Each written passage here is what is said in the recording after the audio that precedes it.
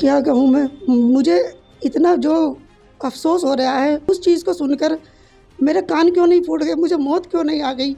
इतना झूठा और बेबुनियाद आरोप मेरे पति पर लगाया है कि मैं उसको बर्दाश्त नहीं कर पा रही हूँ। मेरे इतना ज़्यादा जो मैं सदमे में हूँ कि मैं इस सदमे से बाहर नहीं निकल पा रही। जो इसको अपनी बेटी की तरह, अपने बच्चों की तरह पाला, उसने इतना घटिया आरोप लगाया।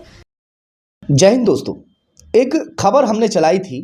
एक भतीजी ने अपने चाचा के ऊपर आरोप लगाए थे कि चाचा ने साजिश के तहत तलाक दिलवाया और उस पर गंदी नीयत डालते हुए उसकी इज्जत पर हाथ डाला था। वो खबर उनके चाचा और चाची तक पहुंचती है, जिनके ऊपर आरोप था कि जब चाचा की शिकायत चाची से की थी तो चाची ने भी चाचा के साथ मिलकर उसके साथ मारपीट की थी।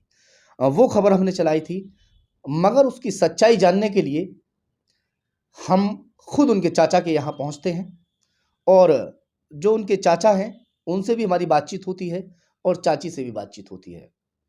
आज हमारे ऑफिस में वही चाची जिस लड़की के साथ उन्होंने मारपीट की, जैसे उनका कहना था, वो यहाँ पर पहुंची हैं और वो सारी सच्चाई बताएंगी, क्योंकि एक पक्ष तो हम रख चुके मगर दूसरे पक्ष का भी जानना बेहद ज़रूरी होता है। आप उनकी चाची हैं? जी, मैं शहनीला की चाची हूँ। आपके हस्बैंड के ऊपर जो आरोप उन्होंने लगाए कि आपके हस्बैंड ने उनके ऊपर गलत नीयत रखी और गलत तरीके से हाथ डाला, उनकी इज्जत पर हाथ डाला, क्या कहना है बताइए पूरा।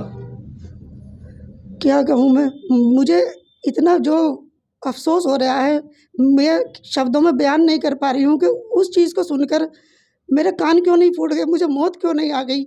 इतना झूठा और बेबुनियाद आरोप मेरे पति पर लगाया है कि मैं उसको बर्दाश्त नहीं कर पा रही हूँ। मेरे बच्चे, मेरे पति इस चीज़ को लेकर बहुत दुखी हैं। वो सोच नहीं पा रहे कि क्या है, क्या नहीं। इसने इतना झूठा और बेबुनियाद आरोप लगाया है कि सच बस मैं क्या कहूँ, इतना ज़्यादा जो मैं सदमे में हूँ कि मैं इस सदमे से बाहर नहीं निकल पा रही कि मेरे पति पर, जो इसको अपनी बेटी की तरह, अपने बच्चों की तरह पाला, उसने इतना घटिया, एक मकान को लेकर उसने इतना घटिया आरोप लगाया कि मकान का क्या मामला है? मकान का मामला है सर, हमारे पास 3 हिस्से हैं और उसके भाई के पास 1 हिस्सा, लेकिन उसको लेकर उनको संतोष नहीं है। वो इसको लेकर चलते हैं कि हमारे पास कम है, इनके पास ज़्यादा है। वो हमसे मकान हड़पने के लिए, हमारा रास्ता एक है, उसमें हमारे मिलने वालों को नहीं आने देते। शहनीला जो कि नीचे रहती है, जिस जगह वो रहती है, वो वहीं पर वो आपकी गंदा। वो कह रही थी उस दौरान कि जब मेरा और पति का मेरे का झगड़ा हुआ था तो एक नॉर्मल सा झगड़ा था, ठीक है, मगर वहाँ चाचा पहुँचते हैं। चाचा पहले से मुझ पर गंदी नीयत रखते थे। चाचा ने मुझे जाके कहा कि चलो तुम घर चलो और अब यहाँ नहीं रहना। तो मैं चाचा की बातों में आकर अपने घर आ गई और चाचा ने डिवोर्स के कागज़ तैयार करा के वहाँ भिजवाए थे। ऐसा कुछ नहीं था। इसकी मम्मी, इसके सारे चाचा, तीनों चाचा सभी गए थे और इसके खालू, फूफा सब गए थे। इसी उसमें जब वहाँ पर झगड़ा बढ़ा और उन लोगों ने कहा कि ये बहुत गंदी है और इसका चरित्र खराब है और इसे यहाँ से ले जाओ, तो लड़ाई को सुलझाने के लिए ये लोग उसको ले आए। ऐसा कुछ नहीं था कि मेरे पति पर जो इसने आरोप लगाया वो झूठा और बेबुनियाद है। भतीजी है जी, वो मेरी भतीजी है। जो यहाँ पे आई थी, जी, सगी भतीजी है। जी, सगी भतीजी है मेरी। एक मे चाचा पर मेरी ऐसा आरोप लगाया। एक लड़की खुद को बदनाम करने के लिए कभी कैमरे के सामने नहीं आ सकती, जहाँ तक मैं समझता हूँ, मेरी सोच है। मगर आपका किस हद तक झगड़ा है वो आप बताएँगी। उसने यहाँ खुद भी बैठकर कहा था, मैंने उससे कहा था कि ऐसा तो नहीं कि आप झूठ-मूठ में चाचा को फँसाने की बात कर रही हो। तो उसने यही बात कही थी कि मैं खुद को बदनाम कैसे कर सकती हूँ? फँसाने के लिए और बहुत सारे रास्ते हैं। तो इसमें कहाँ तक सच्चाई है कि चाचा जो हैं आपके जो हस्बैंड हैं उनके ऊपर निगाह नहीं रखते थे? इन दोनों भाई-बहनों की इतनी साजिश है कि ये कुछ भी कर सकते हैं, किसी भी हद तक जा सकते हैं। ये जो है दोनों भाई-बहन मिलकर बहुत ज़्यादा लोगों को लूटते हैं और इसका चरित्र शुरू से ही खराब था, जिसको लेकर मैंने भी इसे कई बार समझाया, लेकिन ये नहीं मानी। जबकि ये पीहर में रह रही है, उसके बावजूद भी ये देह व्यापार का धंधा करती है। अब इसको कैसे समझाएँ? इसने अपने ही, जब हमने समझाने की कोशिश करी, तो इसने अपने ही चाचा को शिकार बना डाला। बताइए मैं क्या करूँ? कैसे जो इसको बर्दाश्त कर पाऊँ? एक बेटी अपने चाचा के ऊपर, एक बच्ची अपने बाप के ऊपर इल्ज़ाम लगा रही है। जिस बच्ची को चाचा ने जो बिल्कुल अपनी बेटी की तरह पाला, मैं इससे ज़्यादा जो कुछ क्या कहूँ, बस मैं समझ नहीं पा रही। झगड़ा मेरे मकान को लेकर है। जी, झगड़ा मकान को लेकर है, जिसमें इसने इतना घिनौना आरोप लगाया कि चाचा भी बर्दाश्त नहीं कर पा रहे। चाचा भी कह रहे हैं इससे अच्छा मुझे मौत आ जाए कि इसने मेरे ऊपर इतना घिनौना, इतना घटिया इल्ज़ाम लगाया, वो नहीं बर्दाश्त कर पा रहे। इसीलिए मुझे मजबूरन कैमरे के आगे आना पड़ा कि मैं इसकी सच्चाई को सबके सामने लाऊं कि ये किस तरह की है, कितनी गिरी हुई है। बोलते हैं कि सांच को आँच नहीं होती, और वाकई जिस चाचा के ऊपर ये आरोप लगाया कि चाचा की मेरे ऊपर गंदी नीयत इस तरह से थी कि उसने मेरे ऊपर हाथ डाला, मेरी इज्जत पर हाथ डाला।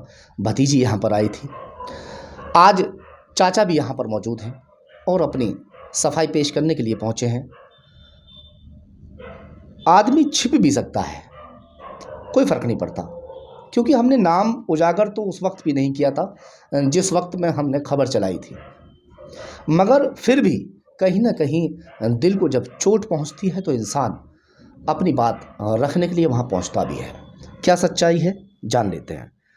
आपकी भतीजी ने आपके ऊपर बड़े ऐसे आरोप लगाए कि भाई मैंने आपको बता चुका हूं, क्या कहना है उसमें? देखिए सर, सिकंदराबाद जो है सभी लोग गए थे। मेरी भतीजी की शादी 20 साल पहले हुई थी, जो हम लोगों ने मिलके करी थी, क्योंकि इसके दादा जिंदा थे। और ये जो है शुरू से ही जब मेरा काम था तो मुझे पता चला एक लड़के से जो है इसका अफेयर है, जो मेरा कारीगर था। ये लड़की शनीला जो है और इसका जी हाँ मेरी भतीजी है। ये बताइए, भतीजी जो है बेटी होगी नहीं, और बेटी के साथ जो है बताइए बाप ऐसा कर सकता है घिनौना काम?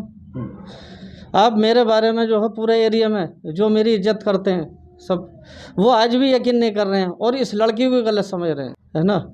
अब इन्होंने क्या पिलाने आपके ऊपर लगाया कि आपने उसकी इज्जत पर हाथ डाला जी। क्यों ऐसा आरोप लगाया? कुछ तो वजह ज़रूर होगी। ऐसा है, ये मकान की वजह है। इसका जो भाई है ना, मुझे बदनाम करके वो ये सोच रहे हैं ये कुछ ना कुछ कर लेगा बदनामी से, ठीक है। और ये जो हम जो गलत सलत बात कर रहे हैं इस उससे कुछ कर लेगा और मकान हो जाएगा हमारा जो।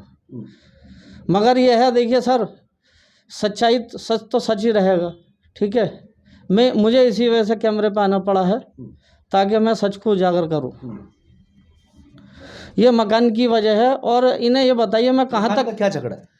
मकान का ये झगड़ा है, 3 हिस्से मेरे पास हैं सर। अच्छा। इसमें ऐसा 4 हिस्से थे इस मकान में, तो ये 4 भाई हैं हम, 4 हिस्से। 2 भाई जो है मुझे देकर चले गए, जिन्हें मैंने पेमेंट कर दिया। एक मेरा हिस्सा हो गया, 3 हिस्से हो गए। एक हिस्से में इनका जो है मकान बना हुआ है, ठीक है। एक रास्ता है, जीना मेरा अंदर से है। अब ये बताइए, कोई जब जीना अंदर से है, मैं कहता हूँ, मैंने कहा बेटा ऐसा है, देखिए मैं बड़ा हूँ, समझिए, बड़े कोई छोटा बनना पड़ता। मैंने बेटा मैं ऐसा, देखो बउए हैं, बहन बेटी हैं, मैं जो है ये नहीं चाहता मैं अंदर से निकलूँ। मैं अपना जो है जगह और आपको दे दूँगा, मैं अपना जीना बाहर से निकाल लेता हूँ। तो वो जो है मेरा भतीजा छोटा वाला, वो ये कहता है जीना एक ही रखो जी, बड़े वाले और छोटे वाले का, जैसा तुम और बड़े वाले का मेरे जीने में से। ये बताइए मैं कैसे निकाल दूँगा? मैं अपना अलग निकालूँगा, उसका तय बनूँगा। समझ में आ गया। जो विवाद है वो विवाद जो है मकान को लेकर है, जीने को लेकर है, मगर इनका जिस तरह कहना है कि जिनके ऊपर आरोप लगाए हैं वो बेबुनियाद हैं। झगड़ा मकान और जो घर में जीना वगैरह है उसको लेकर है। अब इसमें पुलिस जांच कर रही है कि सच्चाई कहां तक है, तो अब जांच के बाद ही पता चल पाएगा कि चाचा सच्चे हैं या फिर भतीजी सच्ची है।